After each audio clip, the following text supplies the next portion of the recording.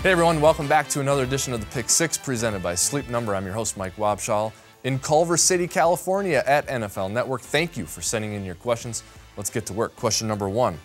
Does Sue signing with the Rams make their front four better than the Vikings' front four and possibly a better defense as a whole? Well, Chris, I'll take the Vikings front and the Vikings defense over anyone's in the NFL. Linval Joseph, Everson Griffin, Danielle Hunter, now Sheldon Richardson joins the mix, and then you add in the linebackers and the secondary. I think the Vikings are about as good as it gets. But Sue signing with the Rams does give the Rams some firepower on that defense. We got rid of Sue when he went from the Lions to the Dolphins in the AFC. Now he's back in the NFC, and the Rams are on our schedule, so we'll get an up-close look at that Rams defense this season. Question number 2 comes from Mark. What's Zim's plan on the defensive line with no Shamar Stephen or Tom Johnson? They could be a big loss in trying to keep the guys fresh. Well, Mark, I think you're right. It's important to keep the defensive linemen fresh throughout the game and throughout the season, but I do think the Vikings will still be able to do that even with those losses of Tom Johnson and Shamar Stephen. This will provide an opportunity for the young Jaleel Johnson, who's entering his second season out of Iowa, to play a little bit more. Plus, we have Sheldon Richardson. Can't wait to watch what he looks like in Mike Zimmer's defense. The draft is right around the corner, and it won't be a surprise to see the Vikings address defensive end or defensive tackle at the end of the month. The third question comes from John. Any idea which direction we're going with that first draft pick?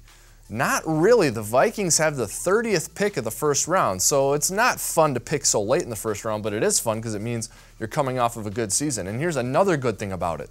You just take the best available player. You're not fishing for a need. You're just picking a good player.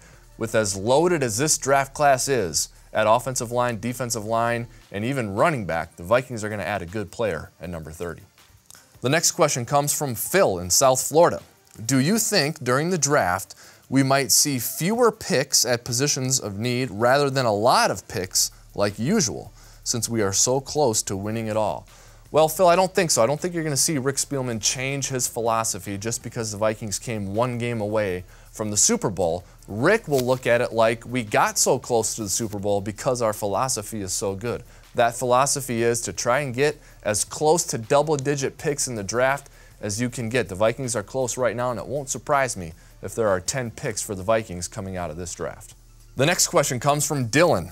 Do you think the Vikings will go for a guard or a tackle? Well, here's the good news about that. The Vikings can use one of each or both in this year's draft, but because they have guys with position flexibility, like Mike Remmers, who can play guard or tackle, or Nick Easton, who can play guard or center, that allows the Vikings to just take the highest rated player regardless of whether he's a guard or a tackle. If they take a guard, someone like Mike Remmers can play outside. If they take a tackle, you can think about kicking Remmers back inside. Position flexibility of guys already on the roster is going to allow the Vikings to find a good player at number 30.